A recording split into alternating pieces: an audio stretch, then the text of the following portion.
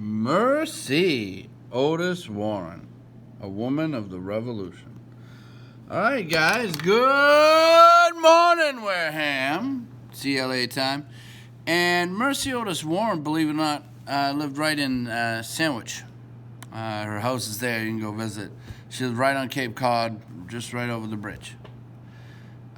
She's a famous woman who's a great writer. And we're going to learn about her. She was friends with Abigail Adams, and a brilliant woman, and many people respected her mind even back then, even though she was a woman. She was a girl. You know, unfortunately, it took a while for people to respect women as much as they should. She probably should have, been elected to Congress or something. But back then, she wrote plays and she wrote about the Revolution. So now at least we get some woman and female perspective on the American Revolution. All right? Let's hear it.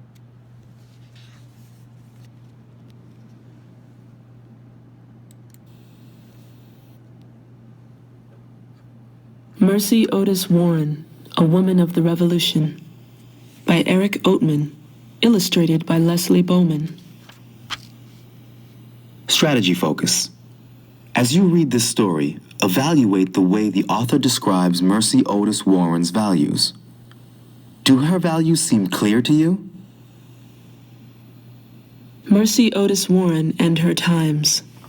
On July 4th, 2001, a statue was dedicated on the front lawn of the Barnstable County Superior Courthouse in Barnstable Village, Massachusetts. It depicts a slender lady dressed in a long, flowing dress. In one hand, she holds a quill pen.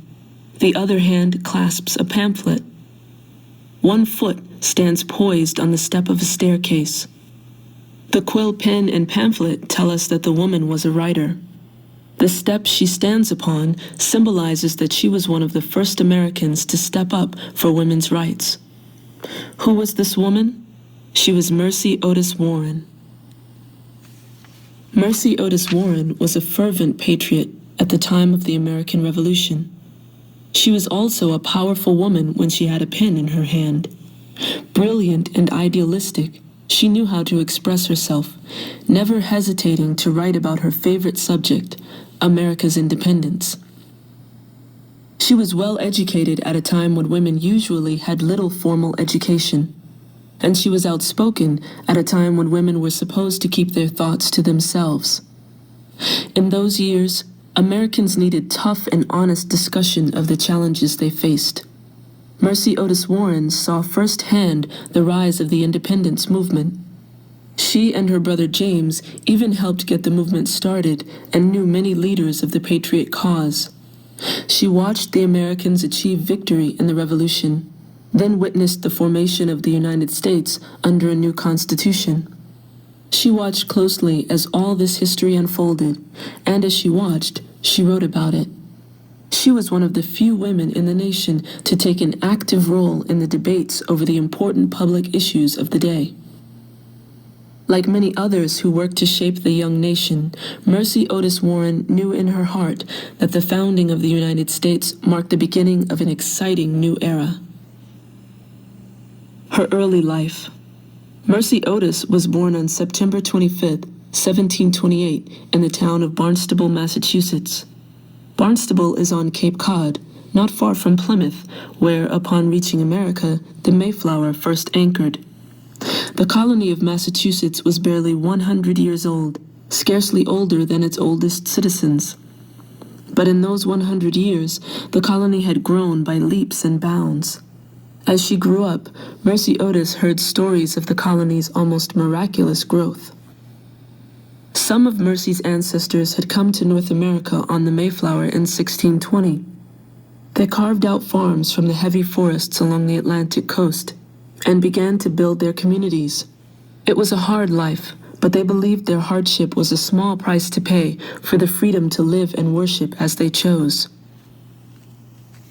Like most colonists, Mercy Otis's family farmed the land. Mercy's family was a large one. Her mother, Mary Aline, bore 13 children, 6 of whom survived into adulthood. Mercy's brother James was the oldest child. Mercy was the 3rd child and the oldest girl, a position that required her to help in taking care of the younger children. Mercy also assisted her mother with cooking, cleaning, and weaving cloth for clothing. John Otis, Mercy's father, was not only a farmer. He was a learned man and a lawyer. He made sure his children could read, write, and do arithmetic. Hard work, intelligence, and religious devotion were the values he instilled in his family. He also surrounded his family with talk of the rights, responsibilities, and freedoms they enjoyed as British citizens. Mercy's brother James seemed to learn these lessons especially well. Though Mercy first learned to read from her mother, James soon became her real teacher, and he was brilliant. Later, he would go to Harvard College and become an important lawyer. But first, he studied with the family tutor, Reverend John Russell, who included Mercy in James's study sessions. Their course of study included literature, history, philosophy, and politics. The only subjects Mercy didn't study with her brother were Greek and Latin. By the time she was a teenager, Mercy was one of the most well-educated girls in the 13 colonies. In fact, she enjoyed her lessons more than her household duties. Mercy considered herself lucky because in her time, women rarely received any education beyond reading and writing. In 1754, when she was 26 years old, Mercy married James Warren. He and Mercy moved to Plymouth, where Warren owned a farm and a business. Because the Warrens owned a farm and employed a housekeeper, Mercy wasn't required to perform laborious tasks. Her background in education left her free to pursue her own interests. Soon they were raising a family, but Mercy didn't lose her love of learning or her interest in the issues that faced the colony. Opposition to British rule grows. As Mercy and her brother James Otis grew into adults, trouble began to ripple through the colonies. They were British citizens, but like many people in the colonies, they didn't feel British. During the colony's long decades of growth, Americans had learned to like doing things on their own. The colonists had governed themselves, collecting taxes, organizing courts, and opening schools. They accomplished all this as loyal British citizens, much of it without any help or interference from Great Britain, and they had grown accustomed to this independence. Now all that was changing. By 1761, the British government began to take a more active role in regulating the colonies. For example, they passed the Writs of Assistance, which allowed British sailors and soldiers to board American ships and search them for illegal goods. Additionally, these laws did not specify the place to be searched. Enforceable for an unlimited time, they expired 6 months after a king's death. Laws like this left the colonists boiling mad. No one was angrier than James Otis. By this time, many people considered James Otis the best lawyer in Boston. As a lawyer for the merchants who would be affected by the laws, he went to court to persuade judges that the writs of assistance were illegal under British law. Otis argued that, because the writs expired upon the death of King George II, Massachusetts courts did not have the power to grant writs to customs officers who applied for them. He spoke for 4 hours without stopping. Like an express train, his words kept hurtling forward. "A man's house is his castle," he said at one point. "This law, if it should be declared legal, would totally destroy this privilege." Thomas Hutchinson, then the new Chief Justice, decided to refer the case to England, which supported the writs. Though James lost the case, he had put the colonists' anger toward Great Britain into words. "The child independence was born on the day James spoke," one witness said. That witness was a 26-year-old barrister named John Adams, who would one day become President of the United States.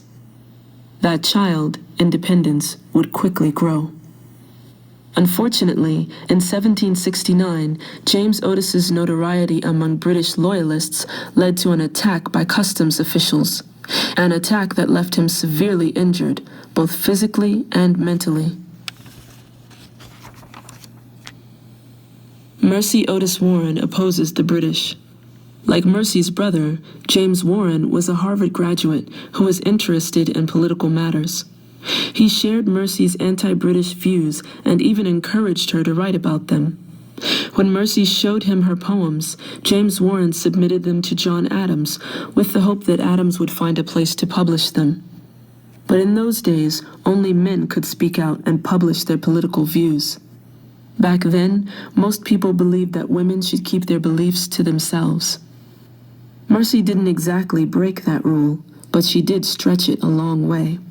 Anonymously, she wrote and published articles and poetry that made the British look like bullies. She even wrote an anthem called the Massachusetts Song of Liberty. Patriots loved it. They sang it at public gatherings the way Americans sing the Star-Spangled Banner today. The Patriots sang, "Then join hand in hand, brave Americans all. To be free is to live, to be slaves is to fall." During the 1770s, Mercy Otis Warren also began writing plays, the first ever written by an American woman. Newspapers printed the plays without carrying Mercy's name. But her friends, especially Abigail and John Adams, knew she was the author, and they urged her to write more. "Tell your wife," John Adams wrote to James Warren, "that God Almighty has entrusted her with powers for the good of the world. It would be criminal to neglect them." Her first two plays, The Adulator and The Defeat, satirized Royal Governor Thomas Hutchinson as a greedy servant of the British Crown. And so Mercy Otis Warren continued to write. As she did, her views grew stronger. War broke out between the colonists and the British in April 1775. Mercy's husband, James Warren, was nearby when the Patriots fought their famous battle at Breed's Hill. "It is impossible to describe the confusion in this place," he wrote to Mercy. "Women and children flying into the country, armed men going to the field, and wounded men returning," he said. This battle was later known as the Battle of Bunker Hill. While her husband promoted the Patriots' cause as a member of the Navy Board in Boston, Mercy stayed at home. She didn't complain. She didn't have to. She knew how to use a powerful weapon, her quill pen. Most of her plays poked fun at Tories or people who were loyal to England. The plays were never produced on the stage, but because they were published in the newspapers, they were just as accessible to the public. She took aim against British Army officers in a play called The Blockheads. She gave the officers insulting nicknames, Lord Dapper, Admiral Puff, and Brigadier Paunch. The humor of the play helped boost the Patriots' spirits. The Americans won the war in 1781. 9 years later, Mercy Otis Warren published a collection of her poetry and plays. One of the plays argued that women had the right to leave husbands who abused them. For many people, that was a brand new and shocking idea. Two new plays contained another sort of surprise. Some of the female characters were rebel leaders. Mercy continued to shock people by writing that women were as smart and as strong as men. In the years after the war, Mercy Otis Warren also wrote about the issues that faced the growing country. Americans were troubled by difficult questions about what kind of government to build and what ideas and values their new government should embody. Mercy Otis Warren had strong opinions, and she let the world know about them. By now, she embraced more than ever the great ideals of freedom and liberty. And with the war won, she saw America as the world's defender of those ideals. In America, she hoped, all might seek asylum from the chains of servitude to which they had been subjected in any part of the globe. Many Americans of her time embraced those same ideals, but to shape a working government required more than just ideals. When it came time to build institutions and lay out fundamental laws, even people who shared basic ideas disagreed on the best course of action. In 1788, the great question of the day was whether to adopt the Constitution and make it the law of the land. Mercy Otis Warren was opposed to it. The Constitution, as it was then written, lacked a Bill of Rights. She feared that it placed too much power in the central government. She also worried that it didn't allow for frequent elections. Without annual elections, how else could the people hold their representatives accountable, she argued. In 1789, the Constitution was accepted against her wishes. But Mercy Otis Warren wasn't finished writing in defense of her ideals. "Snatch every moment time shall give," she once said. She wrote and published a pamphlet that later became the basis for the Bill of Rights, the First Amendment to the United States Constitution. In her 60s, she wrote the first history of the Revolutionary War, titled The History of the Rise, Progress, and Termination of the American Revolution. It was 3 volumes and 1,317 pages long. The history was published in 1805 when Mercy was 77 years old. In it, she described the famous patriots she had known, such as George Washington, Thomas Jefferson, Benjamin Franklin, John Adams, and her brother. Not only did Mercy Otis Warren provide an insider's look into the Revolution, she also paved the way for women writers in this country. Because Mercy criticized John Adams's actions in her history, their friendship had broken off. It wasn't until 7 years after the history was published that Abigail Adams reunited with her friend. John Adams renewed his correspondence with Mercy a year later. Mercy Otis Warren died in Plymouth on October 19, 1814, at the age of 86. Today, Mercy Otis Warren is known as the First Lady of the American Revolution. Her writings still move people. Given the times in which she lived, her ideals and revolutionary fervor were not unusual.